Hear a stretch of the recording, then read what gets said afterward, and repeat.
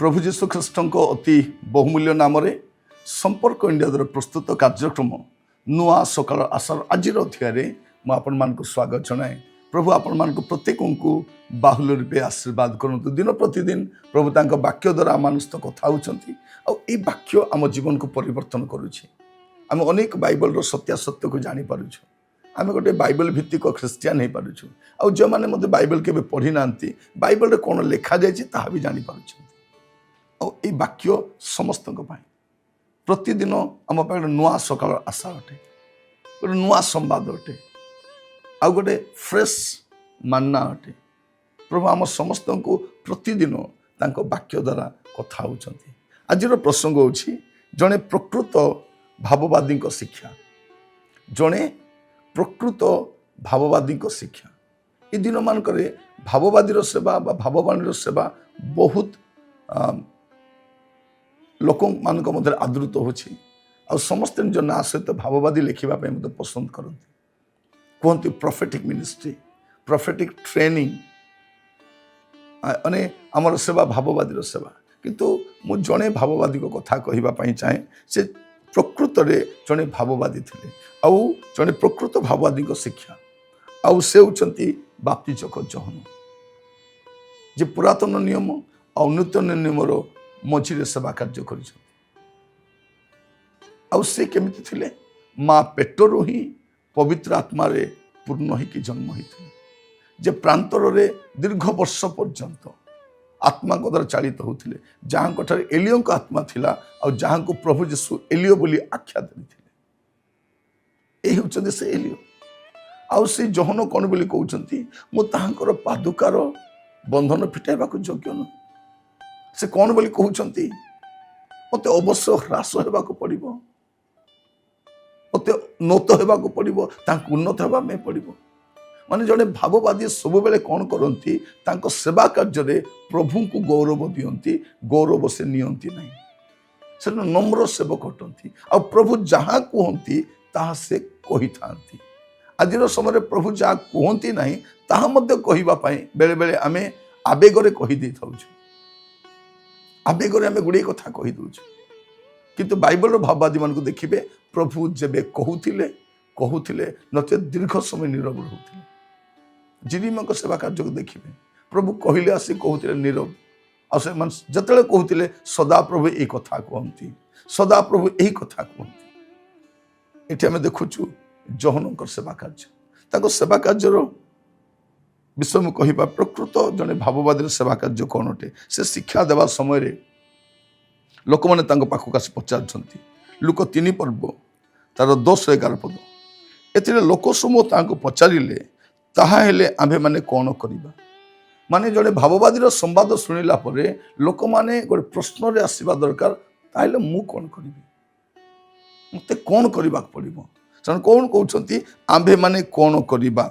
से उत्तर देले जार 2टी अंग रखा अच्छी जार नाही ताहाकू गोटे देऊ पुणी जार खाद्य अच्छी से सेपरी करू। लोक मान को कौन कहते जा अच्छी ता दियो। एटा हूँ परिवर्तन चिन्ह। से निज निज मागुना मते दियो, मते खाद्य दियो, मते वस्त्र दियो नहीं। जार वस्त्र नहीं ताको वस्त्र दियो, जार खाद्य नहीं ताको खाद्य दियो। एटा भाववादी शिक्षा।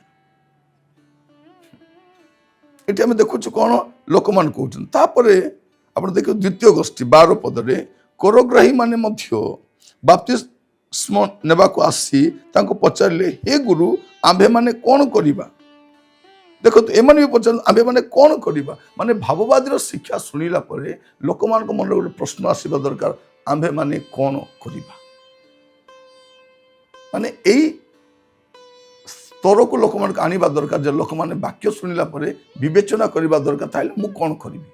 ଲେଖାଯାଉଛି କରଗ୍ରାହୀ ମାନେ ମଧ୍ୟ ବାପ୍ତିସ୍ମ ନେବାକୁ ଆସି ତାଙ୍କୁ ପଚାରିଲେ, ହେ ଗୁରୁ ଆମ୍ଭେ ମାନେ କ'ଣ କରିବା। ସେମାନେ କହିଲେ, ତୁମାନଙ୍କ ନିମନ୍ତେ ଯାହା ନିରୂପିତ ତା ଅପେକ୍ଷା ଅଧିକ ଆଦାୟ କର ନାହିଁ। ଆମେ ଦେଖନ୍ତୁ କେତେ ସ୍ପଷ୍ଟ, ତୁମେ ଯେଣ ତେଣ ପ୍ରକାରଣ ତୁମେ କ'ଣ କର ଆଦାୟ କରି ମୋତେ ଆଣିଦିଅ ବୋଲି କହୁନାହାନ୍ତି। ଆଜିକାଲି ମୋଟା ମୋଟା ଅର୍ଥ ସଂଗ୍ରହ କରି ଭାବବାଦୀ ମାନେ ଦେଲେ ବହୁତ ଖୁସି ହେଇଯାଉଛନ୍ତି, ପଚାରୁ ବି ନାହାନ୍ତି ତୁମେ କେମିତି ଆଣିଲ, କୋଉଠୁ ଆଣିଲ। ମୋର ପ୍ରିୟ ଭାଇ ଭଉଣୀ ମାନେ, ଜାଲିଆତି କରି ଭୁଲ କାମ କରି ଅସାଧୁ କାର୍ଯ୍ୟ କରି ଅର୍ଥ ଉପାର୍ଜନ କରି ପ୍ରଭୁଙ୍କ ଦାସମାନଙ୍କୁ ଦେଲେ ତାହା ହ୍ୱାଇଟ୍ ମନି ହୁଏ ନାହିଁ। Black money is black money, black money can't B white money. ଏଇଟା ଆମେ ଦେଖୁଛୁ କ'ଣ, କରଗ୍ରାହୀ ମାନେ ମଧ୍ୟ ପଚାର ଆମେ ମାନେ କ'ଣ କରିବା। ସେମାନଙ୍କୁ କହିଲେ, ତୁମାନଙ୍କ ନିମନ୍ତେ ଯାହା ନିରୂପିତ ଯେତିକି କର ଆଦାୟ କରିବା କଥା କେବଳ ସେତିକି ନେବ, ଅଧିକ ନେବ ନାହିଁ, କମ୍ ବି ନେବ ନାହିଁ, ଯାହା ନିରୂପିତ ତାହା ନେବ। ଏଇଟା କରଗ୍ରାହୀ ମାନଙ୍କୁ। 14 ପଦ ଦେଖିବେ, ପୋଲିସ ମାନଙ୍କୁ। ସୈନିକ ମାନେ ମଧ୍ୟ ତାହାଙ୍କୁ ପଚାରିବାକୁ ଲାଗିଲେ, ଆଉ ଆମ୍ଭେମାନେ କ'ଣ କରିବା। ସେମାନଙ୍କୁ କହିଲେ, ବଳରେ କି ଛଳରେ କାହାରି ଧନ ହରଣ କର ନାହିଁ, କିନ୍ତୁ ତୁମାନଙ୍କର ବେତନରେ ସନ୍ତୁଷ୍ଟ ହୋଇଥାଅ। ଏଇଟା ହେଉଛି ଭାବବାଦୀଙ୍କର ପ୍ରକୃତ ଶିକ୍ଷା, ପରିବର୍ତ୍ତନର ଶିକ୍ଷା, ଫେରିଆସିବା ଶିକ୍ଷା, ଜୀବନ ସଜାଡ଼ିବା ଶିକ୍ଷା, ଜୀବନକୁ ତର୍ଜମା କରିବା ଶିକ୍ଷା। ଆମେ କେବଳ ଆଶୀର୍ବାଦ, ସୁସ୍ଥତା, ସମୃଦ୍ଧି ଆଡ଼କୁ ଯାଉଛୁ। ଏଇଟା କ'ଣ ଭାବବାଦୀର ଶିକ୍ଷା? ଏଇଟା କ'ଣ ଭାବବାଦୀଙ୍କର କାର୍ଯ୍ୟ? ପ୍ରିୟ ଭାଇ ଭଉଣୀ ମାନେ, ଯେଉଁମାନେ ବାଇବଲର ଭାବବାଦୀ ମାନଙ୍କୁ ଜାଣିନାହାନ୍ତି ସେମାନେ ଭାବବାଦୀର ସେବା କରୁଛନ୍ତି। ମୁଁ ଖାଲି କହିବା ପାଇଁ ଚାହେଁ, ଭାବବାଦୀର ସେବା ଯେଉଁମାନେ ଆମେ କରୁଛୁ, ଆମେ କ'ଣ କରିବା କଥା, ବସିକି ଥରେ ବାଇବଲର ଭାବବାଦୀ ମାନଙ୍କୁ ପଢ଼ିବା କଥା, ଆଉ ଦେଖିବା କଥା ଯେ ବାଇବଲର ଭାବବାଦୀ ମାନଙ୍କ ସହିତ ମୋର ସେବା କାର୍ଯ୍ୟ କିଛି ତାଳମେଳ ଅଛି କି, ଖାପ ଖାଉଛି କି, ମୁଁ ସେମିତିକା ସେବା କରୁଛି କି। ତେବେ ଜାଣିବେ ଯେ ଆପଣ ବାଇବଲ ଭିତ୍ତିକ ସେବା କରୁଛନ୍ତି ନା ନାହିଁ, ଆପଣ ବାଇବଲର ଭାବବାଦୀ ନା ନାହିଁ, ବାଇବଲର ପରମେଶ୍ୱରଙ୍କ ଦ୍ୱାରା ପ୍ରେରିତ ଭାବବାଦୀ ନା ନାହିଁ। ସେଇ ଭାବବାଦୀ ମାନଙ୍କ ଆତ୍ମା ଆପଣଙ୍କର ଅଛି କି ନାହିଁ ଆପଣ ଜାଣିପାରିବେ। ଏଇଟା କେବଳ ସମୀକ୍ଷା କରିବା ପାଇଁ। ଆପଣ ନେକ୍ସଟ ଟାଇମ୍ ଯେତେବେଳେ ଭାବବାଦୀ ମାନଙ୍କ ଶିକ୍ଷା ଶୁଣିବେ, ଦେଖିବେ ସେ ପରିବର୍ତ୍ତନ ଶିକ୍ଷା କହୁଛନ୍ତି ନା ସ୍ୱାସ୍ଥ୍ୟ ସମୃଦ୍ଧିର କଥା କହୁଛନ୍ତି,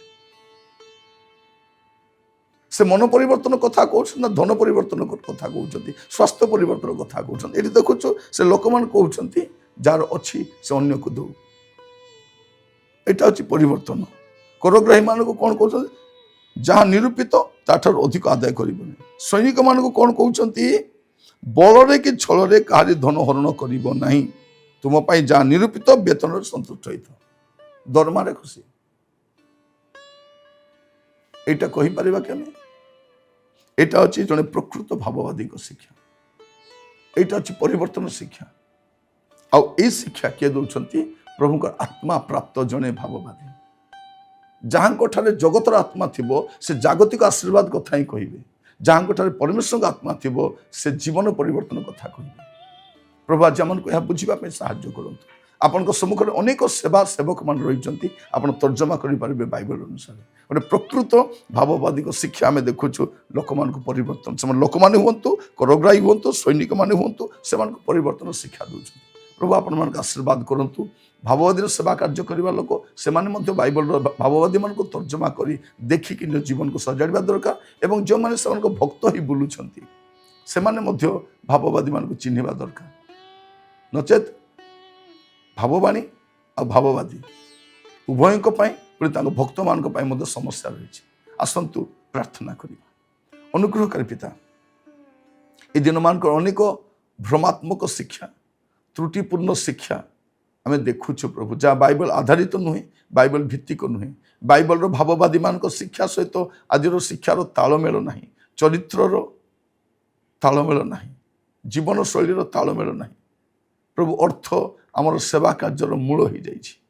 ଭାବବାଦୀମାନେ ଅର୍ଥ ସଂଗ୍ରହ କରିବା ପାଇଁ आत्मा नुहे प्रभु अर्थ ता पछरे जीवन आम देखिपुँ प्रार्थना करुच्ची प्रभु प्रत्येक को अनुग्रह करो यह बुझापी बाइबल भित्तिक सेवा करने आम प्रत्येक को साहाय्य करो विश्वासी मान को सचेतन करा प्रभु से चिन्ह पारे भाववादी सेवा कार्य कौन अटे प्रभु आम पाखे आदर्श भाव में बाप्तिजक जौनक सेवा जड़े भाववादी सेवा रखि धन्यवाद दूची प्रत्येक को आशीर्वाद करो जो मैंने भ्रमित हो प्रभु इतस्तत होती स्वास्थ्य समृद्धि शिक्षार प्रभु छंदी होती प्रॉस्पेरिटी टीचिंग रे बांधी छंती से बाहर साहाय्य करो अनुग्रह करो आदर महिमा गौरव आपन को दे प्रार्थना मोर प्राणर प्रिय यीशु नाम रे मांगिली आमीन।